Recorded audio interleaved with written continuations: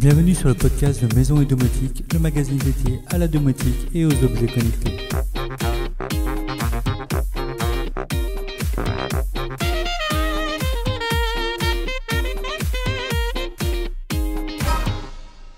Salut les amis!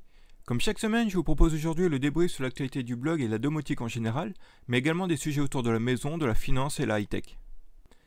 Tout d'abord, désolé pour la semaine dernière, la rentrée a été très chargée et je n'ai pas eu le temps d'enregistrer le podcast. Mais on va essayer de reprendre les habitudes, et du coup, on va faire le point sur ce qui s'est passé depuis le début du mois. Pour commencer, s'est tenu l'IFA à Berlin. Je n'ai malheureusement pas pu m'y rendre cette année, mais on a pu repasser quelques news intéressantes.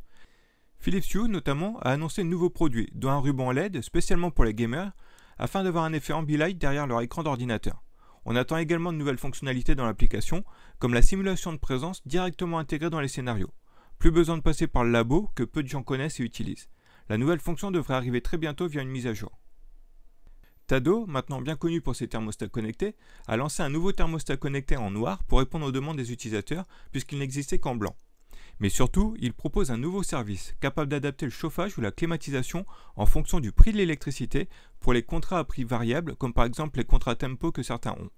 Une très bonne idée qui permet d'augmenter encore un peu plus les économies d'électricité en faisant tourner le chauffage durant les périodes les moins coûteuses. Yale, connu notamment pour ses serrures connectées, a annoncé un partenariat avec Somfy. Ainsi, la serrure connectée Yale Linus que nous avions testée peut maintenant s'intégrer parfaitement au système domotique Taoma et à ses scénarios, ce qui va donner un peu plus de choix aux utilisateurs Somfy. Jusqu'ici, il n'y avait en effet que la serrure Somfy, anciennement Okidokis, qui était disponible. WeThings, connu pour ses solutions de santé connectées, a également lancé son nouveau PacePerson, qui va beaucoup plus loin que le simple suivi du poids, avec énormément de données calculées. Son nouveau service, ILF+, permettra également d'orienter les utilisateurs pour améliorer leur santé générale au travers de conseils et de routines à mettre en place. Mi, que nous avons déjà vu via le test de l'un de ses vidéoprojecteurs, a dévoilé à l'IFA un appareil que j'aime beaucoup, un vidéoprojecteur intégré dans un plafonnier lumineux. Vous avez ainsi un seul appareil fixé au plafond, capable à la fois d'éclairer la pièce, la sonoriser, mais également de projeter des vidéos. J'aime beaucoup le principe. En parlant de vidéoprojecteur, je vous ai d'ailleurs proposé le test du Vimgo P10, un vidéoprojecteur sous Android à moins de 250 €, avec un design très sympa et qui s'avère très performant malgré son tarif plancher. Pour couronner le tout, il propose un design très sympa. Il y aura d'autres tests de vidéoprojecteurs d'ailleurs, car j'en ai actuellement 3 en test à des tarifs très variés. Concernant les tests, nous avons également découvert le YouWant X100. Il s'agit d'un aspirateur balai qui aspire bien sûr, mais qui lave également le sol en le frottant grâce à 2 brosses rotatives et tout cela sans fil. Au final, nous avons un sol parfaitement nettoyé avec un minimum d'effort. Nous avions déjà vu le principe avec Karcher il y a quelques années déjà, mais ce type de produit tend à se démocratiser. D'ailleurs, plusieurs fabricants de robots aspirateurs ont lancé leurs propres modèles, comme Roborock ou Dreamy par exemple, dont les tests arriveront prochainement. Côté maison connectée, la box domotique Idomus a reçu une mise à jour en début de semaine. Elle n'en avait pas eu depuis quelques mois, mais la solution n'est pas abandonnée pour autant, loin de là. La société vient d'ailleurs de remplacer ses serveurs pour gagner en rapidité, et le store est en cours de refonte. Dans cette mise à jour, nous avons l'ajout de nouveaux périphériques Z-Wave, notamment toute la gamme Zoos qui regroupe des produits très abordables, le Z-Wave nous ayant habitués à avoir des prix un peu élevés. Une nouvelle fonction permet également de réaliser des captures JPG ou RTSP de vos caméras, ce qui vous permet de réaliser des règles régulières ou sur événement. Une fonction utilisable également dans les scripts. Amazon, lui, a annoncé le rachat de iRobot, le fabricant des célèbres robots aspirateurs Roomba, pour 1,7 milliard $. Un pas de plus pour le géant américain dans la maison connectée. À ceci près que cela a de nombreuses incidences, notamment sur le nombre de données collectées, les Roomba étant capables de cartographier un logement dans son ensemble pour le partager avec d'autres équipements.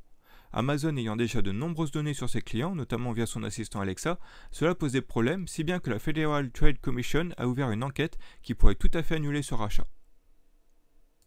Nous n'avions pas eu d'article sur la finance depuis quelques temps, et ça semblait vous manquer. Je vous ai donc présenté un nouveau type de placement, AC-Win, qui est un bot de trading. Pour ceux qui ne connaissent pas, le trading est le fait d'acheter ou vendre sur les marchés financiers de façon à récupérer une plus-value au passage. On peut acheter des matières premières, des devises, de l'or, etc. C'est d'ailleurs sur ce dernier que se focalise AC-Win. Le trading nécessite normalement de solides connaissances financières, car il s'agit tout de même d'opérations risquées. Mais ici, un algorithme a été développé pour analyser le marché et passer des ordres au bon moment. Le robot n'est bien sûr pas infaillible et il lui arrive d'effectuer des opérations perdantes, qu'il va combler ensuite avec des opérations plus chanceuses. Je teste ce bot depuis 3 mois maintenant et il n'a eu que 3 journées en perte. Au final, c'est entre 17 et 23% de profit que j'ai obtenu sur chaque mois. La rentrée est un peu plus compliquée, le marché étant très volatile, mais ce bot se débrouille étonnamment bien. Et pour en profiter, il suffit d'ouvrir un compte, déposer son capital et laisser le robot travailler. Un revenu passif comme je les aime. Enfin, pour les curieux, je vous ai partagé un peu l'avancement du défrichage de mon terrain de loisirs. Ça a occupé mes 3 semaines de vacances cet été, mais le résultat est encourageant. Le sous-bois de 5000 m² était tellement dense qu'il était impossible d'y entrer. Nous avons maintenant une bonne partie exploitable où on peut enfin circuler. Un gros boulot réalisé en équipe avec mon père qui a 70 ans débite encore bien. Un grand merci à lui d'ailleurs au passage. Du côté de nos collègues, nous avons des articles très intéressants également.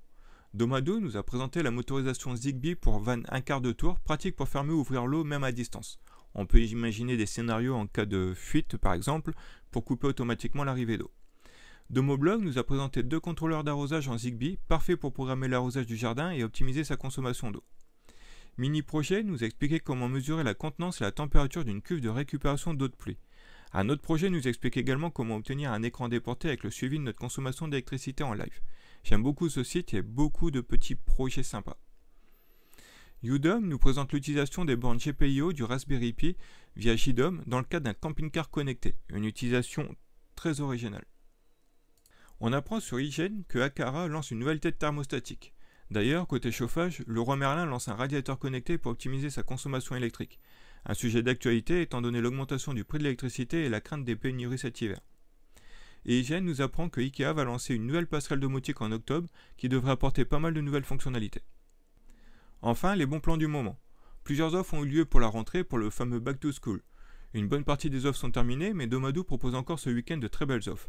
On y retrouve notamment la box domotique Fibaro Light à 130 € seulement, la box Idomus à 235 €, soit 20% de réduction, ou encore les périphériques Z-Wave chez Fibaro, Sunrusher ou encore Zoos, jusqu'à 22% moins cher. Si vous avez besoin de vous équiper ou de compléter votre installation domotique, notamment pour l'optimiser pour cet hiver, c'est le moment d'en profiter. Voilà, c'est tout pour aujourd'hui. Je vous souhaite un très bon week-end et je vous dis donc à la semaine prochaine.